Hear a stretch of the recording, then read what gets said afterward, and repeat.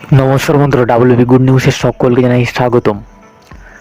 আজকের ভিডিও আমরা দেখব 2024 লোকসভা ভোটে আইএসএফের 13 জন প্রার্থী কোন লোকসভা কেন্দ্রে কত শতাংশ ভোট পেয়েছে। 2026 সালে আইএসএফ বেশ কয়েকটি বিধানসভা কেন্দ্রে ফলাফল।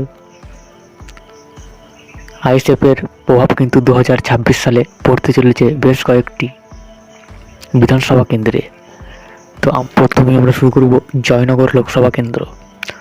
জয়নগর লোকসভা কেন্দ্রে আইএসএফ প্রার্থী মেঘনাথ হালদার ভোট পেয়েছিলেন 65,372টি।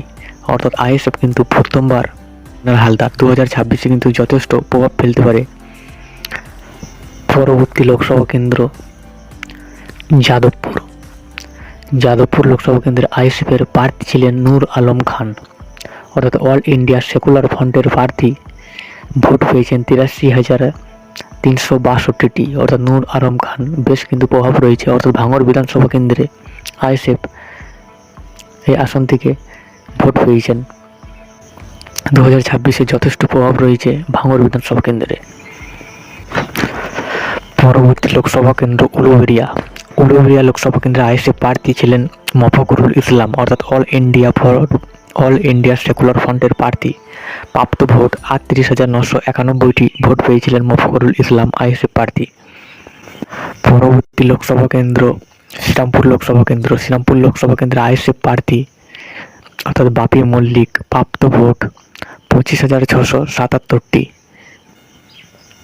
পরবর্তী লোকসভা কেন্দ্র ডায়মন্ড হারবার লোকসভা কেন্দ্রে আইএসএফ প্রার্থী অর্থাৎ অল ইন্ডিয়া সেকুলার ফ্রন্টের প্রার্থী মনোজ লস্কর। প্রাপ্ত ভোট 21,139টি ভোট পেয়েছিলেন আইএসএফ প্রার্থী। পরবর্তী লোকসভা কেন্দ্র বসিরহাট লোকসভা কেন্দ্রে আইএসএফ প্রার্থী অল ইন্ডিয়া সেকুলার ফ্রন্টের প্রার্থী আক্তার আহমদ বিশ্বাস। প্রাপ্ত ভোট 1,23,500টি। অর্থাৎ বেশ ভালো ভোট পেয়েছিলেন বসিরহাট লোকসভা কেন্দ্রে আইএসএফ প্রার্থী। পরবর্তী লোকসভা কেন্দ্র বারাসাত লোকসভা কেন্দ্রে আইএসএফ প্রার্থী তাপস ব্যানার্জি। অর্থাৎ অল ইন্ডিয়া সেকুলার ফ্রন্টের প্রার্থী। প্রাপ্ত ভোট 1,21,440টি। অর্থাৎ বেশ ভালো ব্যবধানে এই বিধানসভা কেন্দ্রে এগিয়ে রয়েছে তাপস ব্যানার্জি।